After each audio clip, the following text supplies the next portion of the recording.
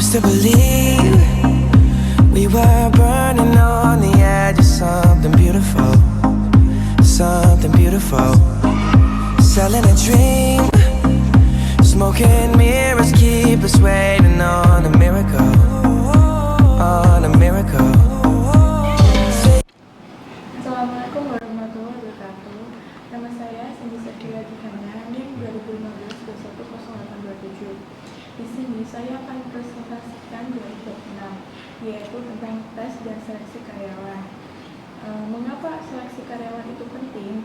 Menyeleksi kandidat terbaik untuk pekerjaan memang penting untuk mengurangi kelompok pelamar dengan menggunakan alat-alat penyaringan yang akan didiskusikan seperti tes pusat, penilaian dan pengecekan latar belakang dan referensi. Tujuannya itu untuk mencapai kesesuaian orang dan pekerjaan, berarti menyesuaikan pengetahuan, keterampilan, kemampuan, dan kompetensi.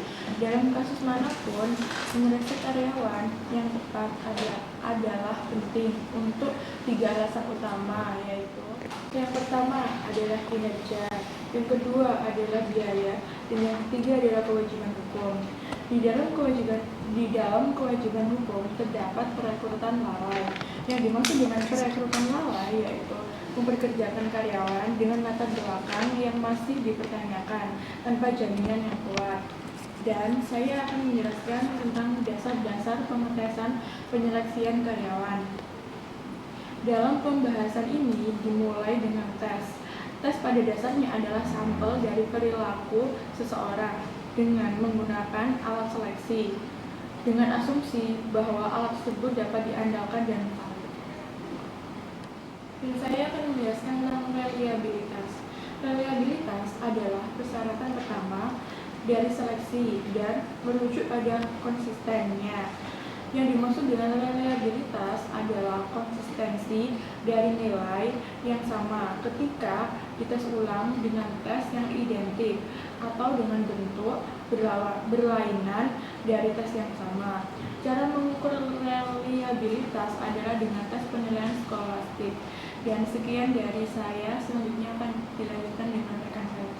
Nama saya Dwi Mustika, NIM 828. Di sini saya akan melanjutkan presentasi dari rekan saya. Saya akan menjelaskan mengenai dasar-dasar pengetesan dan penyeleksian karyawan. Terutama-tama, saya akan menjelaskan mengenai tes. Tes adalah sampel dari perilaku seseorang yang dengan menggunakan alat seleksi dan digunakan untuk mengetahui bahwa tes tersebut sah atau tidak. Dengan diadakannya tes, maka praktik manajemen sumber daya manusia dapat berjalan dengan baik. Reliabilitas adalah persyaratan pertama dari alat seleksi dan merujuk pada konsistensinya. Seperti apabila seseorang melakukan tes pada hari ini dan ia mendapatkan nilai 90, dan selanjutnya pada hari berikutnya ia mendapatkan nilai 130. Hal ini orang tersebut tidak percaya pada tes tersebut. Maka dengan kata lain, reliabilitas dapat dikatakan bahwa konsistensi nilai yang diperoleh oleh seseorang yang sama saat diuji kembali dengan ujian sejenis atau serupa. Di sini saya akan menjelaskan mengenai tes reliable. Tes reliable adalah tes yang menghasilkan nilai yang konsisten ketika seseorang mengikuti 2 bentuk yang berlainan dari tes tersebut. Yang pertama, ketika ia mengikuti tes yang sama pada 2 atau lebih kesempatan yang berbeda. Validitas tes. Validitas tes adalah akurasi sebuah tes, wawancara, dan sebagainya untuk mengukur apa yang diakui atau diakuinya, atau memenuhi fungsi yang mana tes tersebut dirancang untuk dipenuhinya.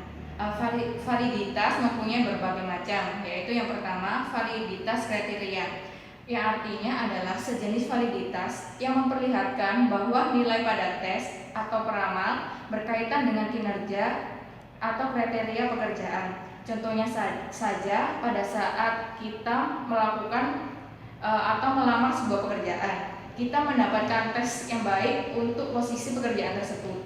Hal ini dapat kita pertanggungjawabkan untuk menyelesaikan pekerjaan dengan baik, dan begitu sebaliknya. Ini mendemonstrasikan diartikan sebagai, yaitu yang pertama, suatu prosedur seleksi mengukur suatu gagasan. Yang kedua adalah gagasan tersebut penting untuk kinerja. Pada validitas gagasan ini, tes tidak dapat selalu dilakukan, dan wawancara bisa saja dilakukan pengecekan latar belakang. Terima kasih atas kesempatannya. Nama saya Rika Veronica Rahmatul Aulia, NIM 830. Di sini saya akan mempresentasikan jenis-jenis tes. Jenis-jenis tes yang pertama adalah tes kemampuan kognitif. Tes kemampuan kognitif, tes kemampuan logika, umum atau intelijensi, dan tes kemampuan mental spesifik seperti daya ingat dan pemikiran induktif. Yang pertama saya akan menjelaskan tentang tes intelijensi atau disebut dengan tes IQ, yaitu merupakan tes kemampuan intelektual umum. Yang pertama ciri-cirinya mengukur serangkaian kemampuan termasuk daya ingat, pembendaraan kata, kefasihan verbal, dan kemampuan numerik. Seperti mengetahui apakah kita berkompeten dalam bidang yang sedang dilamar. Kemudian saya akan menjelaskan tentang kognitif khusus. Terdapat juga ukuran kemampuan mental spesifik seperti pemikiran deduktif, pemahaman verbal, daya ingat, dan kemampuan numerik. Pada tes ini dapat mencerminkan bakat seseorang untuk pekerjaan seperti ahli mesin atau teknisi yang sedang melamar atau sedang membutuhkan pemahaman mesin. Yang kedua adalah tes kemampuan motorik dan fisik. Pengukuran kemampuan motorik seperti ketangkasan jari, ketangkasan manual, dan waktu reaksi atau cepat tanggapnya dalam sebuah situasi. Kemudian tes fisik yaitu juga penting karena meliputi ketangkasan statis seperti mengangkat beban, koordinasi tubuh, stamina, dan ketangkasan tubuh. Tes ini biasanya diberikan kepada laki-laki. Yang ketiga adalah mengukur kepribadian dan minat. Yang pertama saya akan menjelaskan tes kepribadian, yaitu adalah tes yang mengukur aspek-aspek dasar dari kepribadian pelamar, yaitu seperti introversi, stabilitas, dan motivasi. Contohnya di sini adalah pada tes ini kita dapat melihat seberapa besar motivasi pelamar yang melamar pekerjaan tersebut.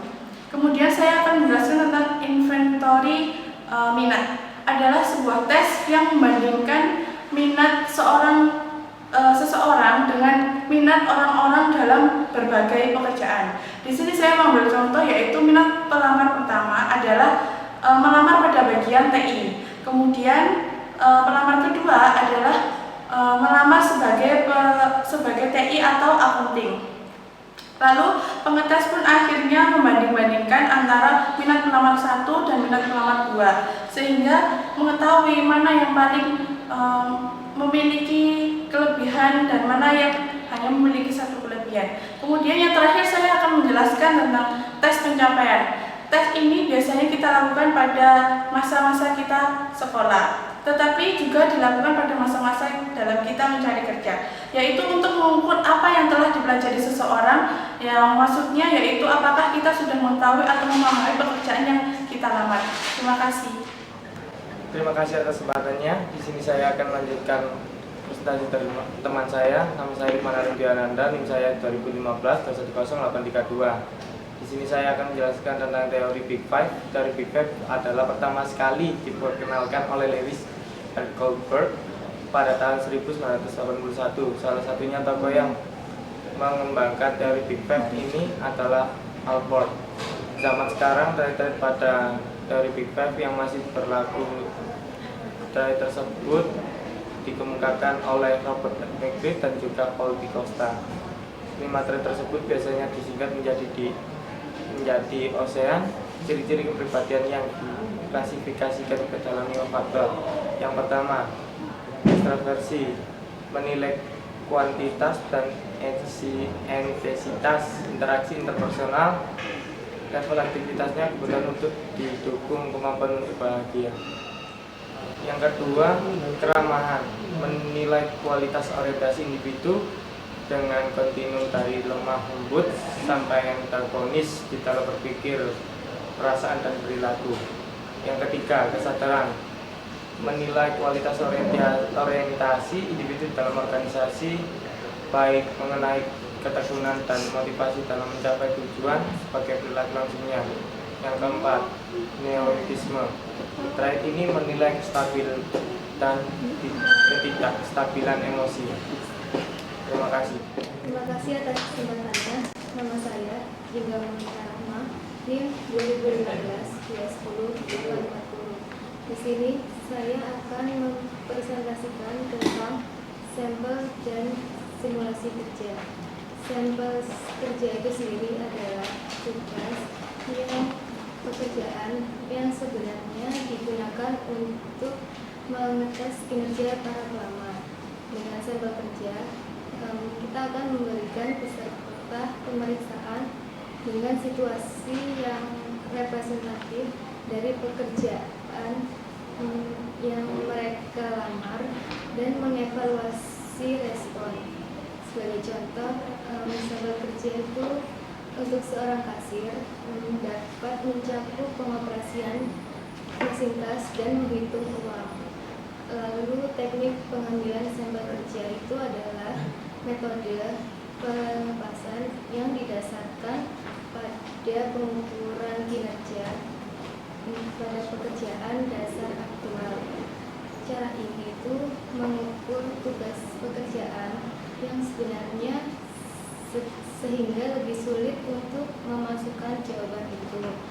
Selanjutnya adalah tes penilaian situasional, yaitu tes yang dibuat untuk melihat bagaimana pelamar itu menilai situasi yang nantinya itu akan ditemui di tempat kerja. Selanjutnya adalah pusat penilaian manajemen. Itu adalah sebuah situasi yang mana kandidat manajemen itu diminta untuk melakukan tugas realistis dalam situasi hipotesis dan dinilai pada kinerja mereka. Simulasi ini itu biasanya juga melibatkan pengetesan dan penggunaan manajemen. Tugas yang biasanya disimulasikan itu ada 6, yaitu yang pertama meliputi ing basket, yang kedua diskusi kelompok tanpa pemimpin, yang ketiga adalah permainan manajemen, yang keempat presentasi lisan individual, yang kelima pengetesan, dan yang terakhir adalah wawancara. Selanjutnya adalah tes situasional, yaitu tes yang mengharuskan peserta untuk merespon terhadap situasi yang representatif dari pekerjaan. Lalu simulasi berbasis video, yaitu tes situasional yang mana pesertanya itu harus merespon terhadap simulasi video dari situasi pekerjaan yang realistis. Dan yang terakhir adalah pelatihan dan evaluasi kerja miniatur, yaitu melatih kandidat untuk melakukan beberapa tugas dari pekerjaan dan kemudian mengevaluasikan kinerja kandidat itu tersebut sebelum dipekerjakan. Sekian dari saya, selanjutnya akan dijelaskan oleh rekan. Terima kasih atas kesempatannya. Nama saya Maulidi Fatmawati, NIM 2015-210-843. Di sini saya akan menjelaskan tentang investigasi latar belakang dan metode seleksi lainnya. Tes hanyalah sebagian dari proses seleksi pemberi kerja. Alat-alat lainnya yang meliputi investigasi itu ada pemeriksaan referensi latar belakang dan layanan informasi pra pekerjaan, tes kejujuran, dan penyaringan penggunaan obat-obatan. Informasi berasal dari berbagai macam sumber. Ada 5, yaitu yang pertama mantan karyawan. Yang kedua, supervisor saat ini. Yang ketiga, iklan peringkat perusahaan. Yang keempat, ada referensi yang ditulis. Dan yang kelima itu ada situs jejaring sosial. Nah, situs jejaring sosial itu sendiri biasanya menyediakan berbagai informasi tentang baik perusahaan yang akan memberi lamaran, dan informasi yang berasal dari mantan karyawan itu bisa didapat oleh calon pekerja melalui informasi dari mulut ke mulut. Biasanya mantan pekerjanya itu akan memberikan lowongan kepada kerabat, teman yang belum memiliki pekerjaan. Dan referensi yang ditulis biasanya itu ada di situs, biasanya ada di internet yang bisa kita lihat di dunia maya. Baiklah, sekian presentasi dari saya. Selanjutnya akan dilanjutkan oleh rekan saya. Terima kasih. Terima kasih atas kesempatannya. Nama saya Fazriati Zuratul Ilmi, NIM 2015-210844. Di sini saya akan menjelaskan tentang pembatasan investigasi latar belakang dan pengecekan referensi. Ada 4 investigasi latar belakang dan pengecekan referensi. Yang pertama yaitu fitnah. Fitnah diterapkan kepada informasi apapun si pelamar berikan. Komunikasi bersifat fitnah bila hal itu salah dan cenderung untuk mencelakai reputasi orang lain dengan merendahkan orang tersebut. Yang kedua, pedoman usaha terkait akan masalah hukum. Perusahaan yang meminta referensi membutuhkan kebijakan mengenai hal tersebut. Mereka harus memastikan bahwa para manajer yang berwenang untuk memberikan informasi. Dan yang ketiga yaitu kegunaan supervisor. Ada 2 cara yang dilakukan oleh calon pemberi pekerjaan atau pengusaha. Yang pertama yaitu cantumkan sebuah pertanyaan yang mengizinkan sebuah pemeriksaan latar belakang dalam formulir aplikasi yang harus tanda tangani oleh pelamar. Yang kedua, barangkali sangat baik untuk menggunakan referensi telepon dari referensi tertulis. Ketekunan dan sensitivitas terhadap informasi yang potensial juga dapat mengingatkan hasilnya. Dan yang keempat, masalah hukum privasi. Dengan menggunakan referensi yang diberikan oleh pelamar sebagai sumber referensi lainnya, sehingga dapat menanyakan masing-masing referensi dari pelamar tersebut. Selanjutnya akan dijelaskan oleh rekan saya. Terima kasih atas kesempatannya. Di sini saya akan melanjutkan dari presentasi rekan saya Ilmi.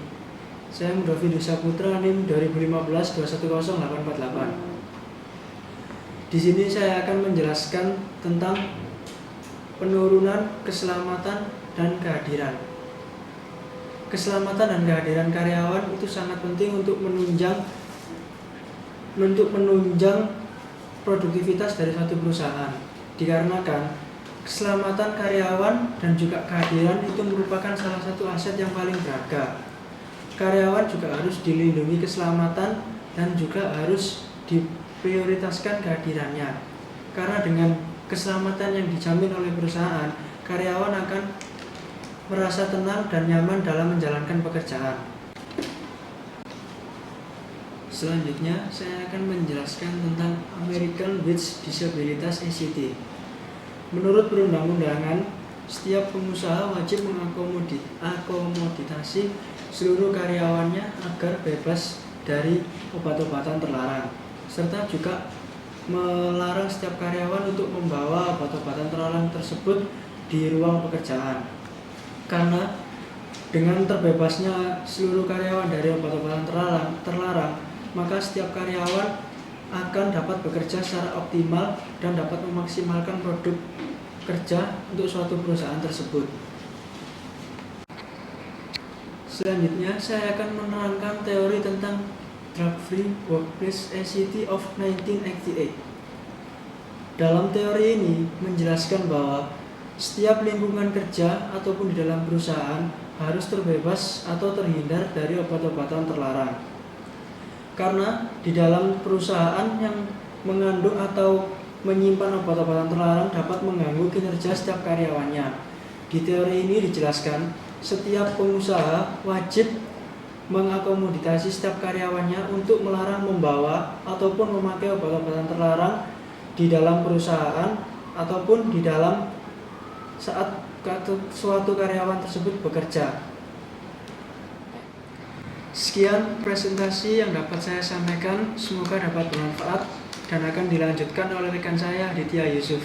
Terima kasih. Terima kasih atas kesempatannya. Nama saya Aditya Yusuf Kurniawan, NIM 850. Di sini saya akan melanjutkan presentasi dari teman saya Udovi.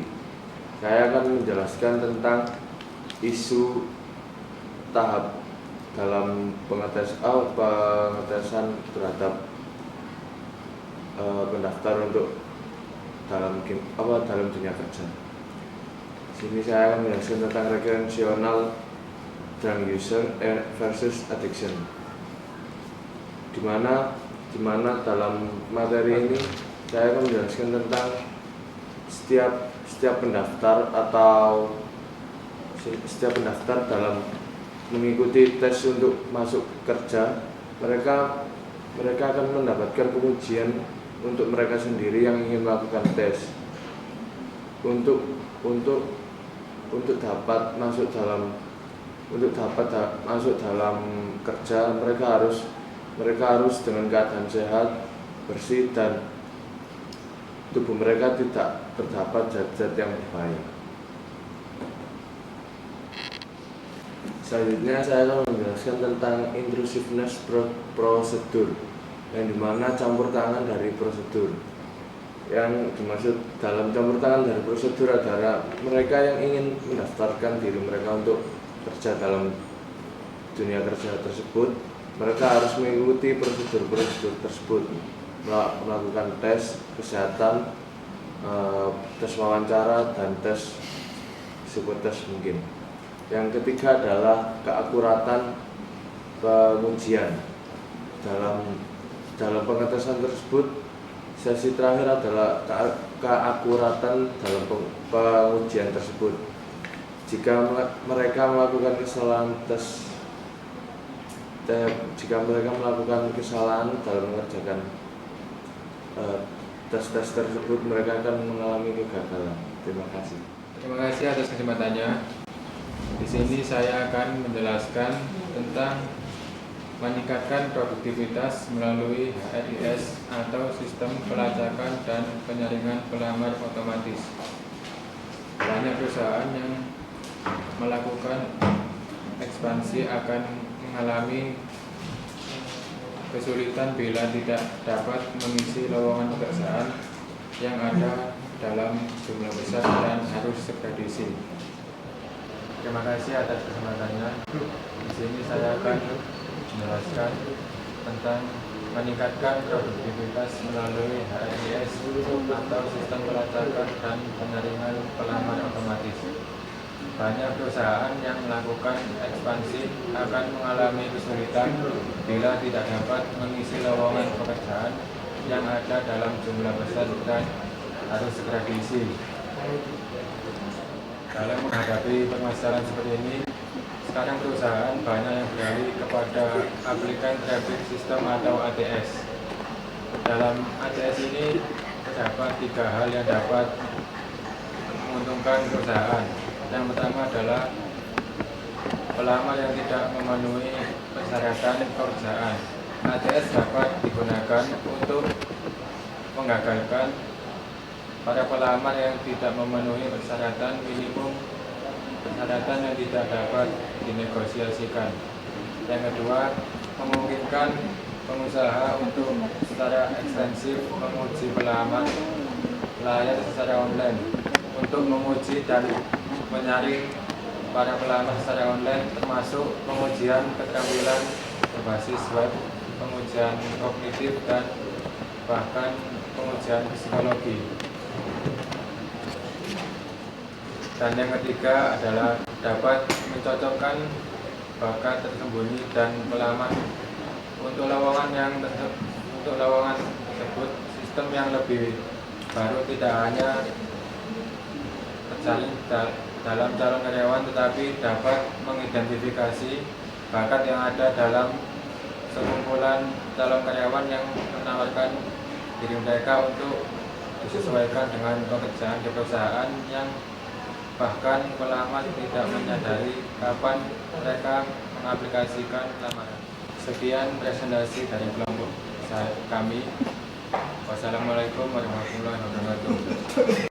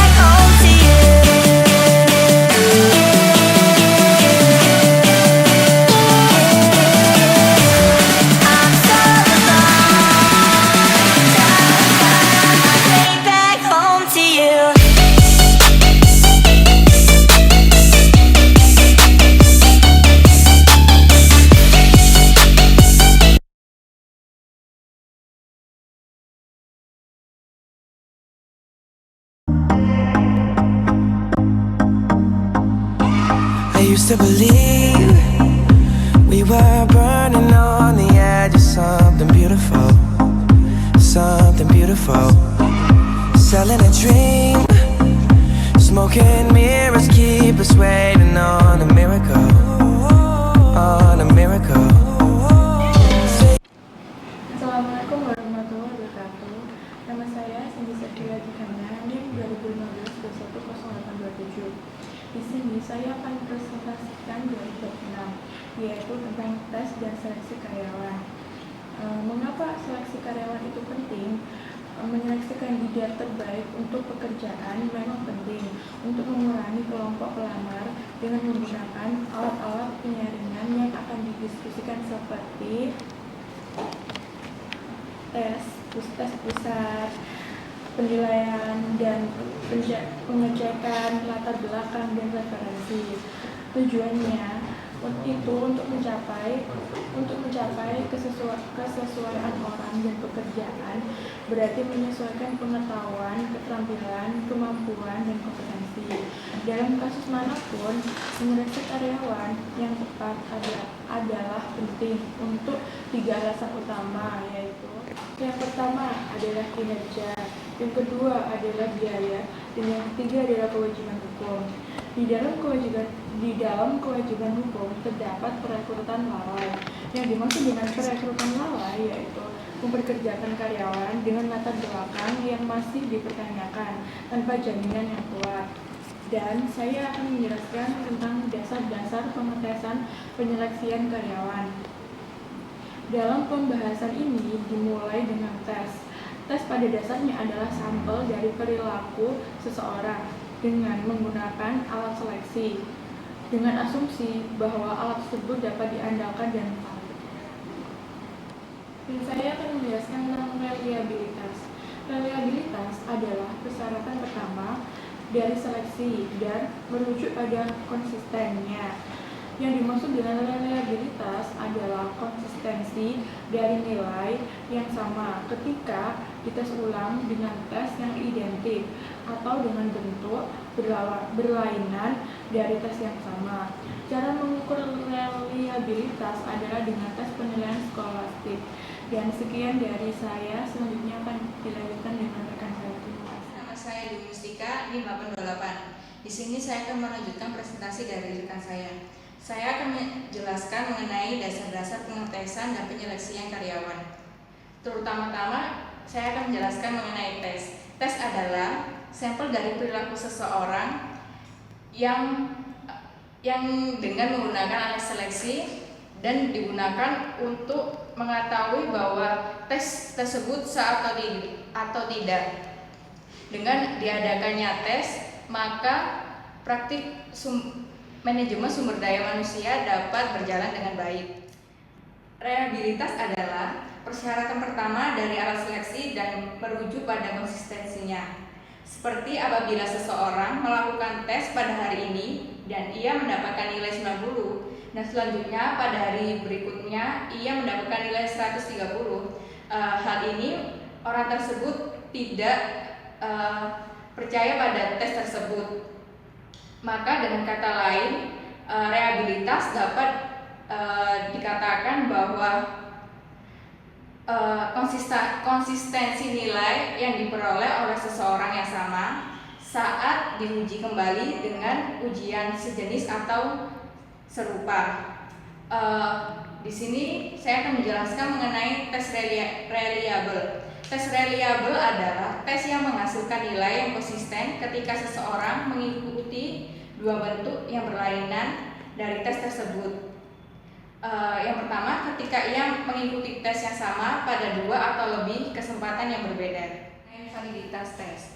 Validitas tes adalah akurasi sebuah tes, wawancara, dan sebagainya untuk mengukur apa yang diakui atau diakuinya, atau memenuhi fungsi yang mana tes tersebut dirancang untuk dipenuhinya.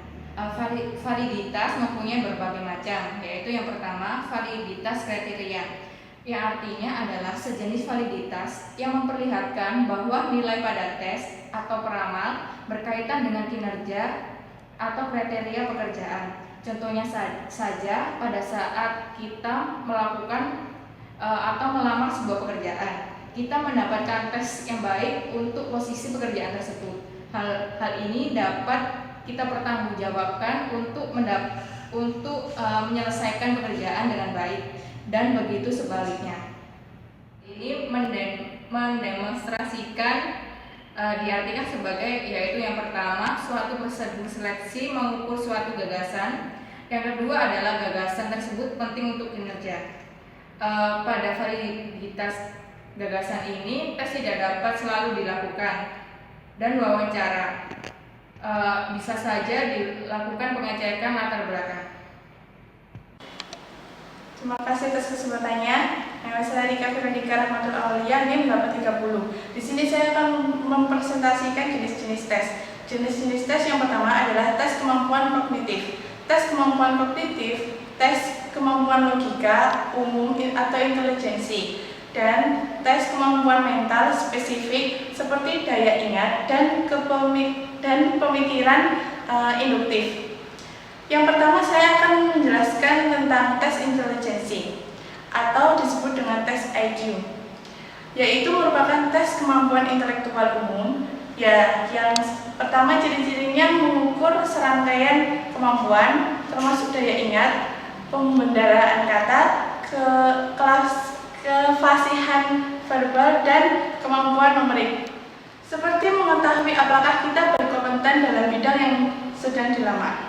Kemudian saya akan menjelaskan tentang kognitif khusus. Terdapat juga ukuran kemampuan mental spesifik seperti pemikiran deduktif, pemahaman verbal, daya ingat, dan kemampuan numerik. Pada tes ini dapat mencerminkan bakat seseorang untuk pekerjaan seperti ahli mesin atau teknisi yang sedang melamar atau sedang membutuhkan pemahaman mesin.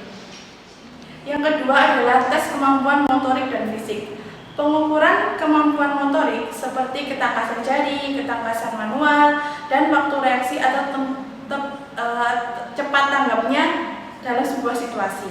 Kemudian tes fisik yaitu juga penting karena meliputi ketangkasan statis seperti mengangkat beban, koordinasi tubuh, stamina, dan ketangkasan tubuh. Tes ini biasanya diberikan kepada laki-laki.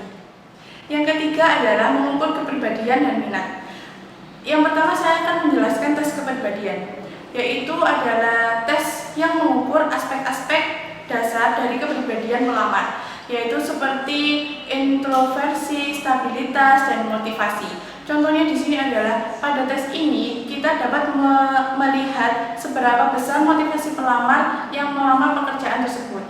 Kemudian saya akan menjelaskan tentang inventory minat. Adalah sebuah tes yang membandingkan minat seseorang dengan minat orang-orang dalam berbagai pekerjaan. Di sini saya mengambil contoh, yaitu minat pelamar pertama adalah melamar pada bagian TI. Kemudian pelamar kedua adalah melamar sebagai TI atau akunting.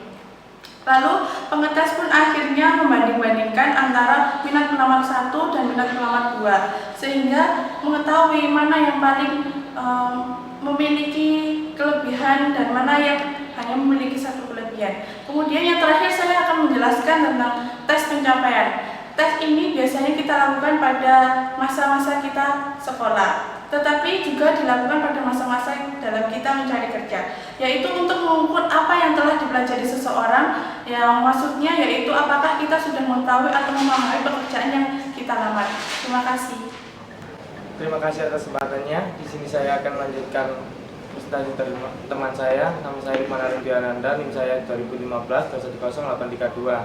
Di sini saya akan menjelaskan tentang teori Big Five. Teori Big Five adalah pertama sekali diperkenalkan oleh Lewis dan Goldberg pada tahun 1981.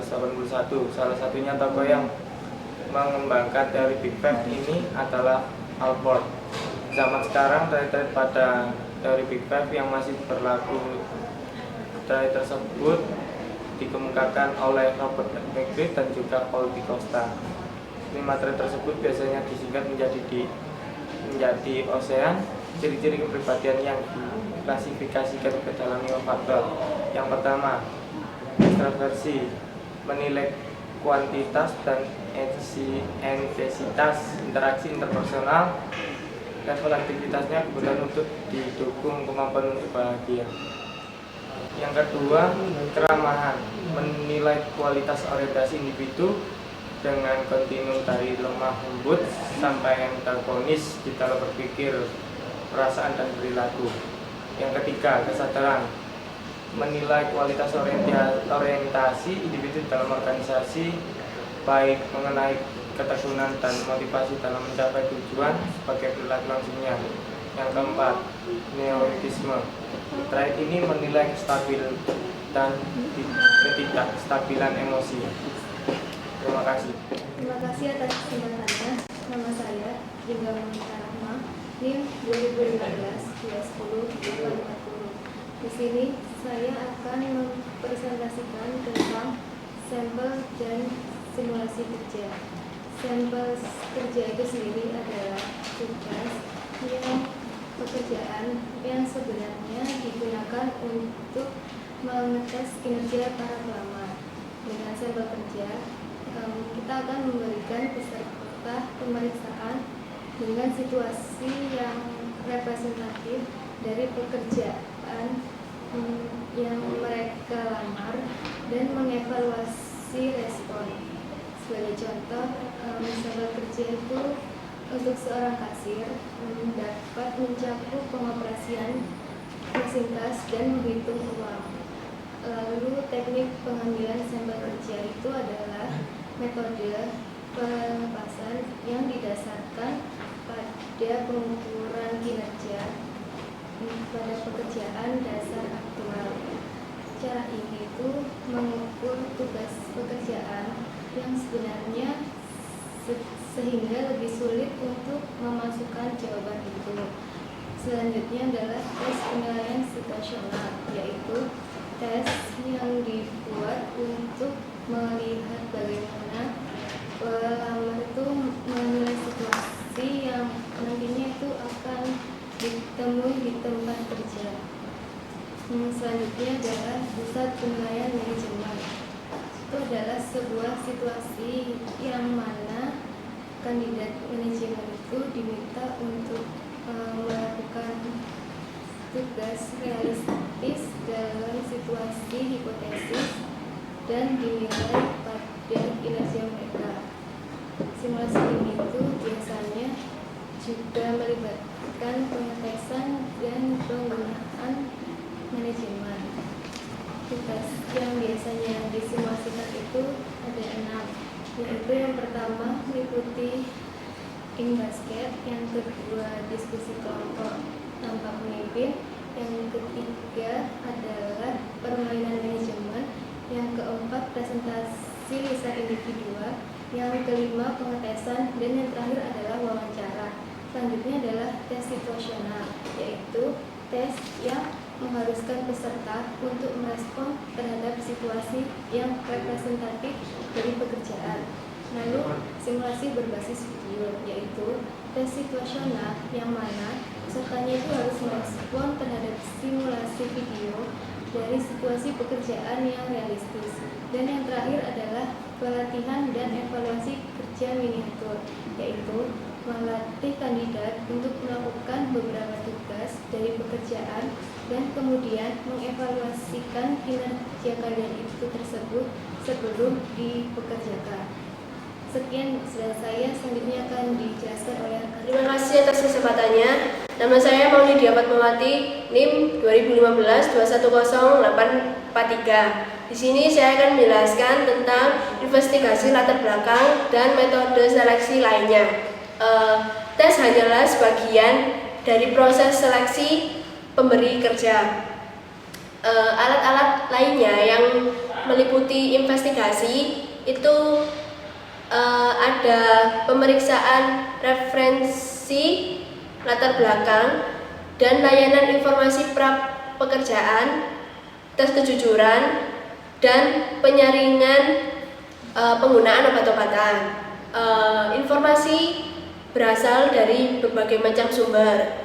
Ada 5, yaitu yang pertama mantan karyawan, yang kedua supervisor saat ini, yang ketiga iklan peringkat perusahaan, yang keempat ada referensi yang ditulis, dan yang kelima itu ada situs jejaring sosial. Nah, situs jejaring sosial itu sendiri biasanya menyediakan berbagai informasi tentang baik perusahaan yang akan memberi lamaran, dan informasi yang berasal dari mantan karyawan itu bisa didapat oleh calon pekerja melalui informasi dari mulut ke mulut. Biasanya mantan pekerjanya itu akan memberikan lowongan kepada kerabat, teman yang belum memiliki pekerjaan, dan referensi yang ditulis biasanya itu ada di situs biasanya ada di internet yang bisa kita lihat di dunia maya. Baiklah, sekian presentasi dari saya. Selanjutnya akan dilanjutkan oleh rekan saya. Terima kasih. Terima kasih atas kesempatannya. Nama saya Fazriati Suratul Ilmi, NIM 2015-210-844. Di sini saya akan menjelaskan tentang pembatasan investigasi latar belakang dan pengecekan referensi. Ada 4 investigasi latar belakang dan pengecekan referensi. Yang pertama yaitu fitnah. Fitnah diterapkan kepada informasi apapun si pelamar berikan. Komunikasi bersifat fitnah bila hal itu salah dan cenderung untuk mencelakai reputasi orang lain dengan merendahkan orang tersebut. Yang kedua, pedoman usaha terkait akan masalah hukum. Perusahaan yang meminta referensi membutuhkan kebijakan mengenai hal tersebut. Mereka harus memastikan bahwa para manajer yang berwenang untuk memberikan informasi. Dan yang ketiga yaitu kegunaan supervisor. Ada 2 cara yang dilakukan oleh calon pemberi pekerjaan atau pengusaha. Yang pertama yaitu cantumkan sebuah pertanyaan yang mengizinkan sebuah pemeriksaan latar belakang dalam formulir aplikasi yang harus tanda tangani oleh pelamar. Yang kedua, barangkali sangat baik untuk menggunakan referensi telepon dari referensi tertulis. Ketekunan dan sensitivitas terhadap informasi yang potensial juga dapat mengingatkan hasilnya. Dan yang keempat, masalah hukum privasi. Dengan menggunakan referensi yang diberikan oleh pelamar sebagai sumber referensi lainnya, sehingga dapat menanyakan masing-masing referensi dari pelamar tersebut. Selanjutnya akan dijelaskan oleh rekan saya. Terima kasih atas kesempatannya. Di sini saya akan melanjutkan dari presentasi rekan saya Ilmi. Saya Mudafi Dusa Putra NIM 2015-210848. Di sini saya akan menjelaskan tentang penurunan keselamatan dan kehadiran. Keselamatan dan kehadiran karyawan itu sangat penting untuk menunjang produktivitas dari suatu perusahaan. Dikarenakan keselamatan karyawan dan juga kehadiran itu merupakan salah satu aset yang paling berharga. Karyawan juga harus dilindungi keselamatan dan juga harus diprioritaskan kehadirannya. Karena dengan keselamatan yang dijamin oleh perusahaan, karyawan akan merasa tenang dan nyaman dalam menjalankan pekerjaan.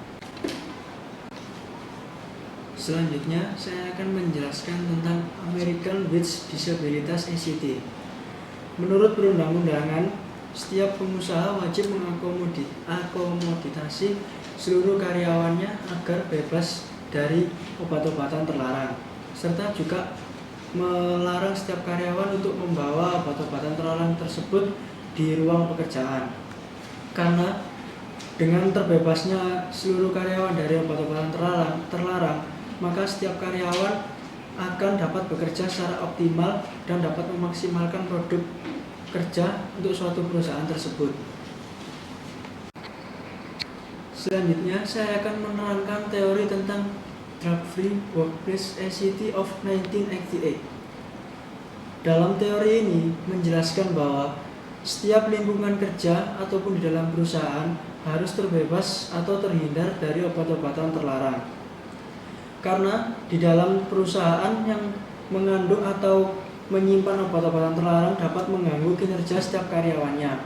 Di teori ini dijelaskan, setiap pengusaha wajib mengakomoditasi setiap karyawannya untuk melarang membawa ataupun memakai obat-obatan terlarang di dalam perusahaan ataupun di dalam saat suatu karyawan tersebut bekerja.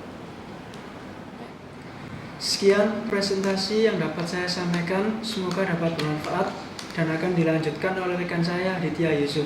Terima kasih. Terima kasih atas kesempatannya. Nama saya Aditya Yusuf Kurniawan, NIM 850. Di sini saya akan melanjutkan presentasi dari teman saya Mudafi. Saya akan menjelaskan tentang isu tahap dalam pengetesan terhadap pendaftar untuk dalam dunia kerja. Sini saya akan menjelaskan tentang recreational drug user versus addiction. Di mana dalam materi ini saya akan menjelaskan tentang setiap pendaftar dalam mengikuti tes untuk masuk kerja, mereka akan mendapatkan pengujian untuk mereka sendiri yang ingin melakukan tes. Untuk dapat masuk dalam kerja, mereka harus dengan keadaan sehat, bersih, dan tubuh mereka tidak terdapat zat-zat yang berbahaya. Selanjutnya saya akan menjelaskan tentang intrusiveness prosedur, yang dimana campur tangan dari prosedur. Yang dimaksud dalam campur tangan dari prosedur adalah mereka yang ingin mendaftarkan diri mereka untuk kerja dalam dunia kerja tersebut, mereka harus mengikuti prosedur tersebut, melakukan tes kesehatan, tes wawancara, dan tes psikotes mungkin. Yang ketiga adalah keakuratan pengujian. Dalam pengetesan tersebut, sesi terakhir adalah keakuratan dalam pengujian tersebut. Jika mereka melakukan kesalahan dalam mengerjakan tes tersebut, mereka akan mengalami kegagalan. Terima kasih. Terima kasih atas kesempatannya. Di sini saya akan menjelaskan tentang meningkatkan produktivitas melalui HRIS atau Sistem Pelacakan dan Penyaringan Pelamar Otomatis. Banyak perusahaan yang melakukan ekspansi akan mengalami kesulitan bila tidak dapat mengisi lowongan pekerjaan yang ada dalam jumlah besar dan harus segera diisi. Terima kasih atas kesempatannya. Di sini saya akan menjelaskan tentang meningkatkan produktivitas melalui HRIS atau sistem pelacakan dan penyaringan pelamar otomatis. Banyak perusahaan yang melakukan ekspansi akan mengalami kesulitan bila tidak dapat mengisi lowongan pekerjaan yang ada dalam jumlah besar dan harus segera diisi. Dalam menghadapi permasalahan seperti ini, sekarang perusahaan banyak yang beralih kepada aplikasi traffic system atau ATS. Dalam ATS ini terdapat 3 hal yang dapat menguntungkan perusahaan. Yang pertama adalah pelamar yang tidak memenuhi persyaratan pekerjaan. ATS dapat digunakan untuk menggagalkan para pelamar yang tidak memenuhi persyaratan minimum, persyaratan yang tidak dapat dinegosiasikan. Yang kedua, memungkinkan pengusaha untuk secara ekstensif menguji pelamar layar secara online untuk menguji dan menyaring para pelamar secara online, termasuk pengujian keterampilan berbasis web, pengujian kognitif, dan bahkan pengujian psikologi. Dan yang ketiga adalah dapat mencocokkan bakat tersembunyi dan pelamar untuk lowongan tersebut. Sistem yang lebih baru tidak hanya terjalin dalam calon karyawan, tetapi dapat mengidentifikasi bakat yang ada dalam sekumpulan calon karyawan yang menawarkan diri mereka untuk disesuaikan dengan pekerjaan di perusahaan yang bahkan pelamar tidak menyadari kapan mereka mengaplikasikan lamaran. Sekian presentasi dari kelompok kami. Wassalamualaikum warahmatullahi wabarakatuh.